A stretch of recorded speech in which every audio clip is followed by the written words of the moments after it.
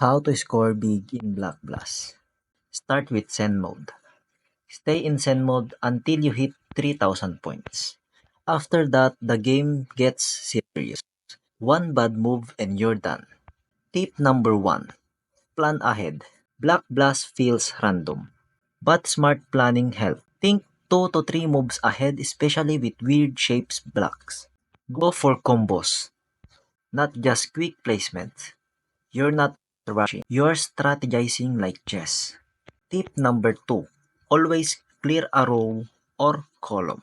As you progress, clearing at least one line each round becomes essential. Randomly placing blocks is equivalent to getting stuck fast. Focus on clearing, not just filling. When you lose a life, don't panic.